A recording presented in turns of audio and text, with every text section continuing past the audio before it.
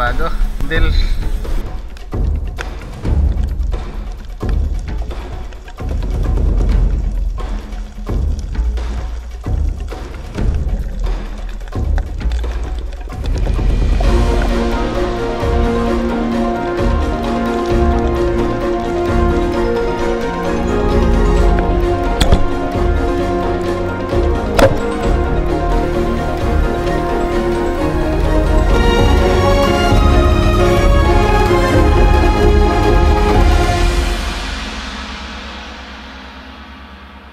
Mga master, naman tayo sa Bulupulok, pabalik-balik na lang tayo dito. Ni John Ray mga master, kasama na si Rumar, bagong bago, at si Wendel, bagong wetsuit. Bago yung wetsuit ni Romar at excited na kaming mag-dive, pero nawala bigla yung excitement namin dahil napakalabo pala ng tubig. Shoutout nga pala sa aking loyal na agaw at solid na supporter, Robert Idon Abelo. Mabuhay po kayo gaw at God bless. Napakalabo pa rin ng tubig mga master, tulad ng last dive namin ni Takloy, at nakikita si Romar ng bugaong, ngunit napakailap talaga. Sobrang bilis na kumaripas, halatang alam na niya ang sasapitin niya kapag nalapitan siya at natusok. Pati rin ang surahan na to mga master, parang may nervyos na ata yung mga isda dito sa amin.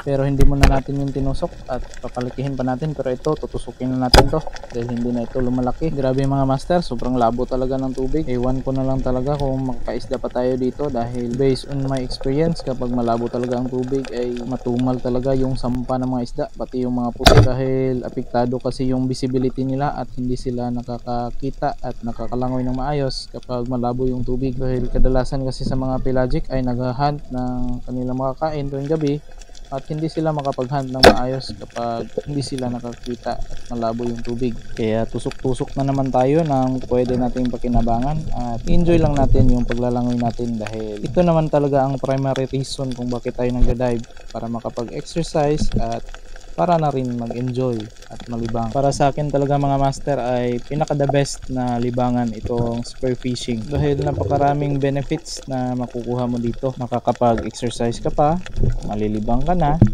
at hindi mo na kailangan pumunta pa sa palengke para bumili ng ulam, dahil dito ay fresh na fresh yung ulam natin. At sa awa ng Panginoon ay simula nang nag-spear fishing tayo ay hindi talaga tayo nazizero. Basta hindi ka lang mapili sa mga tutusukin mo ay may maiuwi ka talagang pang ulam. Tulad nito, kahit maliliit yung mga pusit natin ay napakasarap niyan sa kinilaw. At napakamahal pa naman ng kilo ng pusit dito sa amin mga master. Nasa 300 plus to 400 plus yung kilo. Sa katunayan ay marami pa nga yung nagme-message sa atin at gustong bumili ng mga pusit, pero hindi natin binibenta. Siguro sa susunod na lang, kapag nakarami tayo ng stock, ay ibebenta natin yung hindi na natin kayang ubusin na konsumo. At isa pa na benefit ng spear fishing mga master ay itong ginagawa nating pagbablog. Although hindi pa tayo nakasahod dito sa ating pagbablog, pero may kaunting pondo na tayong naiipon, at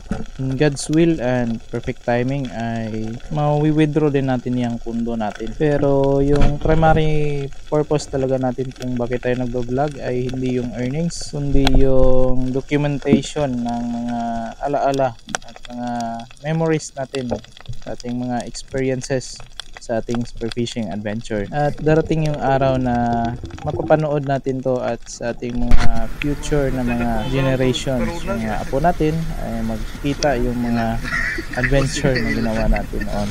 At ito na nga mga master, yung huli namin, napakatuma lang, pero at least nakalibre na naman ng sariwang pang-ulam. At dahil bitin yung dive natin mga master at kaunti lang yung mga huli namin, ay nag-dive kami kinabukasan doon sa Tuksan.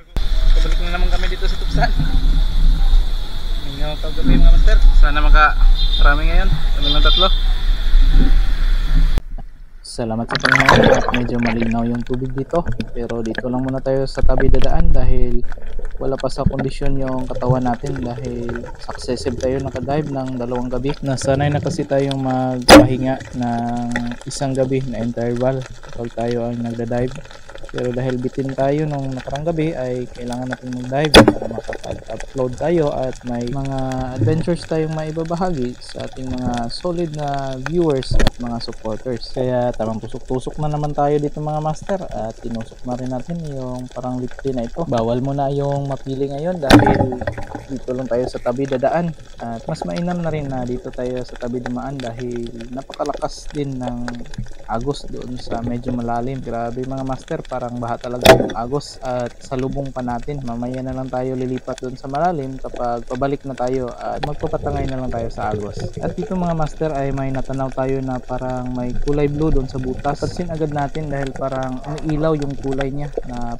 parang medyo blue na may pagka-green. Isa palang ipos-ipos at malapad na yung ipos-ipos na ito. Ngunit ng pagkatusok natin ay nagulat tayo kung bakit hindi tinamaan o hindi natusok yung ipos-ipos. Sinigurado naman natin yung pag-asinta pero bakit hindi siya natusok? Pero nag-move on tayo doon at dito na lang tayo sa igat.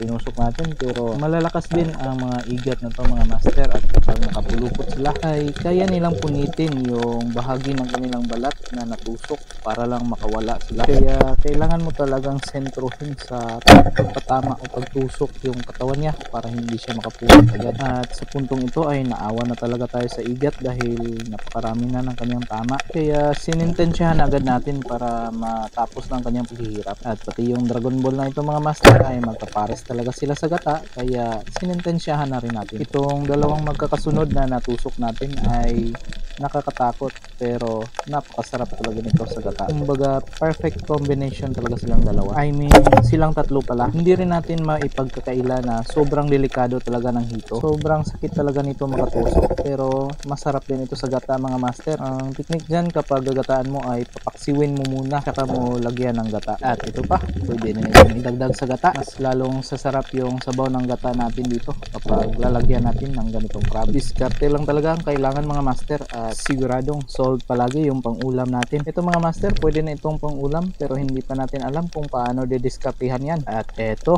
didiskartihan natin to sa susunod. Sobrang dami nila dito sa tabi mga master. Sobrang lalaki pa. Hindi kasi masyadong pinapansin yung mga ganitong sea urchin dito sa amin. Kaya nagkalat lang sila dyan sa tabi. At nagulat tayo dito at pagdating natin sa unahan ay nagulat tayo dito dahil akala natin ng dahon na palutang-lutang, isa palang pusit, isang napaka good size na pusit. Ito yung maamong uri ng pusit na parang kulay yellow at sobrang dami nila dito sa spot na nilalanguyan natin ngayon. Noong nakaraan nga ay nakatusok ng dalawang ganito si Junre at salamat sa Panginoon at nakatusok tayo ng isang mamaw na pusit. Na-miss na rin kasi natin yung mga ganitong size ng pusit at ito talaga yung nagpapatibok ng dibdib natin.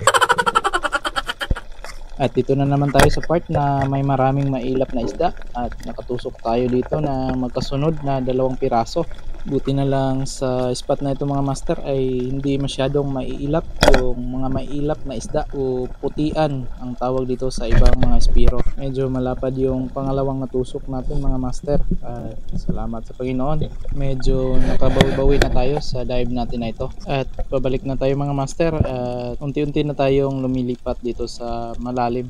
At nagpapatangay na tayo ng agos at may nasalubong tayo mga grupo ng mga batog o hindi ako sigurado kung ito ba yung mga uri ng barakuda at nagulat tayo sa isang mga master dahil malaki-laki na siya. Ito sana yung maamong uri ng batog na mabagal ang lumangoy ngunit hindi natin tinamaan kaya medyo nanghinayang din tayo sa isang yon. Buti na lang ay nakabawi tayo dito sa sulid. Sinigurado na talaga natin na mas tamaan natin at tusok. Salamat at may good size na sulid na rin tayo. Akala pa natin na malapad ang isang katambak na ito pero kulang pa pala sa size kaso natusok na natin kaya sorry na lang at ahon tayo mga master dahil andun na yung mga kasama natin. Titingnan na naman natin kung ano yung mga blessings na natusok namin ngayong gabi.